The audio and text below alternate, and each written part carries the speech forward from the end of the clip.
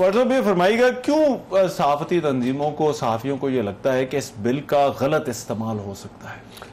देखिए, मेरा ख्याल है कि ये सिर्फ सहाफ़ियों का नहीं, पाकिस्तान में एक प्रैक्टिस है कि यहाँ अक्सर जितने कवानीन हैं उनकी इम्प्लीमेंटेशन के दौरान मिस यूज़ ज़्यादा होता रहा। जैसे कहते हैं ना कि दूध का जला जो है वो छाछ भी फूंक फूंक कर पीता है। तो इसलिए पाकिस्तान की कौम जो है वो इतनी डसी हुई है ऐसे मामलात में, जर्नलिस्टों समेत, कि जब भी कोई चीज़ ऐसी आती है तो पहले खौफ आता है कि यार ये कोई ना कोई इसके पीछे साजिश होगी, कोई ना कोई इसके पीछे ऐसा होगा, कोई पाबंदियों का बहाना होगा, कोई जकड़ने का बहाना होगा, क्योंकि पाकिस्तान में तमाम लाज को इसी तरह आज तक इस्तेमाल किया गया है। तो यही वजह है कि लॉज पर अगर आप शिकवार पढ़े, ठीक है, कि फलां शिक क्या कहती है, फलां शिक क्या कहती है, तो मेरा ख्याल है कि पूरी दुनिया में ये ऑलरेडी ये चीजें राइज हैं। अगर मैं तरक्की याफ्ता मालिक की बात करी, क्योंकि बहुत से लोगों को क्योंकि इसके प्रोसेस का पता नहीं। कुछ लोग कहते हैं क्योंकि इस गवर्नमेंट को जाने में टोटल 2 हफ्ते रह गए हैं और टाइमिंग के हवाले से एतराज है कि अब ये ऐसे मौके पर जाते जाते इन कवानीन का क्यों ख्याल आ रहा है? अच्छा, हालांकि ऐसी बात नहीं है। अच्छा, कि जाहिर है कि इन कवानीन पर तकरीबन 10-11 माह मीटिंगें हुई हैं और बाज़ का एक कामे और फुल स्टॉप पे भी बहस हुई है। अच्छा। कि ये चीज़ लानी है, ये चीज़ नहीं लानी, ये चीज़। पहली बात तो यह है कि मालकान का और हमारा आपस में एक बड़ा इख्तलाफ थी। ये पहली दफ़ा हुआ है कि किसी कानून में ये बता दिया गया है कि अगर आप वर्कर को तनख्वाह जो चैनल नहीं देगा उसके इश्तिहारात बंद हो सकते हैं, जो 2 माह तनख्वाह नहीं देगा। ये क्या आपका क्या ख्याल है कि मालकान जो हैं वो आसानी से इस बात पर आ सकते थे? अच्छा। लेकिन जाहिर है हमने उनके साथ बातचीत की, उनको एंगेज किया कि भाई ये कौन सा तरीका है, अगर आप खुद तनख्वाह दे रहे हैं और जो तनख्वाह नहीं देता तो उसको डिफेंड आप क्यों करते हैं?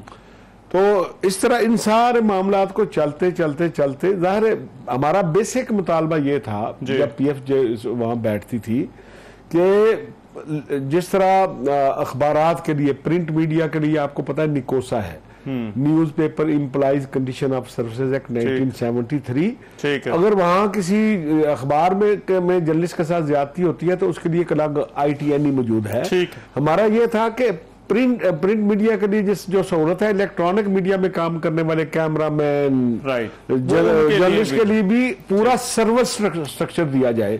सिर्फ तनख्वाह का डिले हमारा मसला नहीं है। लेकिन बहरहाल क्योंकि टाइम साथ साथ गुजरता गया और ये गवर्नमेंट भी जा रही थी, तो अभी तो जाहिर है ट्रेड यूनियन का तरीका होता है जो मिलता है वो ले लें और बाकी के लिए आप स्ट्रगल करते हैं। मैं जरा नाज बलोच से, क्या वाकई पेमरा और जो कमेटी है वो इसमें एडिटर बनने की कोशिश कर रही है? क्योंकि ये एतराज तो है कि एक सरकारी अफसर जो है वो किस तरह से फैसला कर सकता है कि क्या मवाद जो है वो नशर होना चाहिए था या क्या मवाद नशर नहीं होना चाहिए था? बिस्मिल्लाहिर्रहमानिर्रहीम। रहमान, देखिए मैं इस स्टैंडिंग कमेटी की मेंबर हूँ तकरीबन 5 बरस से। तो इसमें कई दफा ऐसा भी हुआ कि मीडिया से रिलेटेड जो है बहुत सारे ऐसे इश्यूज थे जिसमें सब कमेटीज को मैंने कोई शेयर भी किया, जिसमें मीडिया की जर्नलिस्ट प्रोटेक्शन के लिए, उनकी राइट्स के लिए, उनके हुकूक के लिए और स्पेशली उन एम्प्लॉयज के लिए जो कैमरे के बिहाइंड खड़े होते हैं और उनको अक्सर और बेशतर तनख्वाहों में बड़ी दिक्कत और परेशानी का सामना। और ये भी अक्सर होता रहा कि बाज़ औकात चैनल्स जो है वो अपने एम्प्लॉयज को रातों रात एक मैसेज व्हाट्सएप पे कर दें कि जी कल के बाद आपने आना नहीं है। तो इस किस्म की चीजें जिनसे इन जॉब सिक्योरिटी का बड़ा एक मामला जो है वो जर्नलिस्ट को और एम्प्लॉइज रिलेटेड टू मीडिया को पेश आ रहा था। इस किस्म की चीजों के साथ साथ बहुत सारी चीजें हैं जिसके ऊपर अक्सर और बेशतर हमने बाकायदा तौर पे हमारी मीटिंग्स में कमेटीज पे हमने बड़ा डिस्कशन और डेलीब्रेशन भी होती रही और इसमें वाज़ेह रहे कि स्टैंडिंग कमेटी मजमुआ होती है तमाम पॉलिटिकल पार्टीज के नुमाइंदगान की, representatives from all political parties are included. तो ये नहीं है कि किसी एक पार्टी ने इस चीज को कर दिया तो सबकी इसमें मुत्तफिका राय होती है। किसी बात से हम डिसएग्री कर सकते हैं और बाज़ औक़ात ऐसा भी होता है कि एक ही पार्टी के लोगों में से मेंबर्स की व्यूज डिफरेंट होते हैं। तो ये बहुत एक रिसर्च और बहुत स्टडीज और डेलिब्रेशन के बाद जाके कोई ना कोई कवानीन सामने आता है।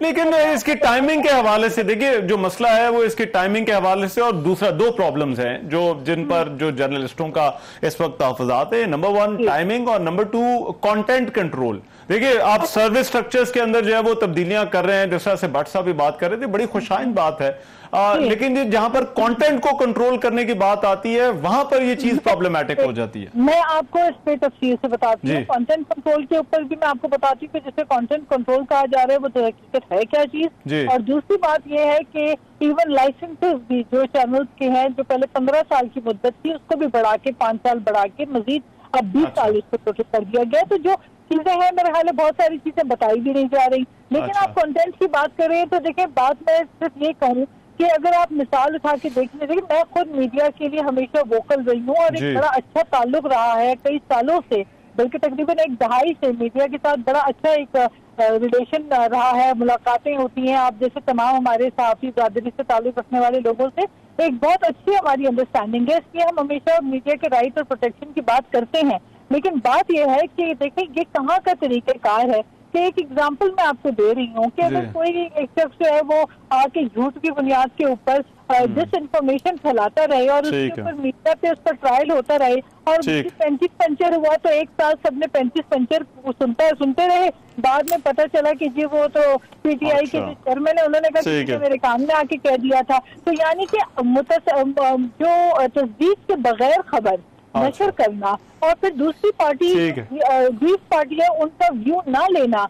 अच्छा चले, मैं ये चीजों को मेरे पास जरा टाइम कम है, लेकिन मैं यही पॉइंट जरा मैं भट्ट साहब से भी पूछ लूं। भट्ट साहब ये जो सिर्फ आपको रहमान ये बता दूं कि रेगुलेशन और सेंसरशिप में फर्क होता है। अच्छा ठीक है, ठीक है, तो रेगुलेट करना बड़ा इम्पोर्टेंट होता है, उसको सेंसरशिप करना मैं समझती हूँ कि ये भट्ट साहब ये जो तारीफात की गई हैं मिस इन्फॉर्मेशन की, डिस इन्फॉर्मेशन की, और फिर ये जो रोल जो एक मैकेनिज्म जो है वो बनाया गया है, क्या आपको नहीं लगता है इससे जो है वो सेंसरशिप जो है वो बढ़ जाएगी या ये कंटेंट कंट्रोल के जुमरे में आता है? देखिए इसमें खदशा तो कोई भी जाहिर किया जा सकता है, लेकिन क्योंकि जो लोग इस प्रोसेस को में शामिल नहीं थे, ये बात शुरू हुई थी, आपको पता है कि बहुत अरसे से पाकिस्तान में एक फेक न्यूज की एक बात चल रही थी कि फेक न्यूज को कैसे रोकना है।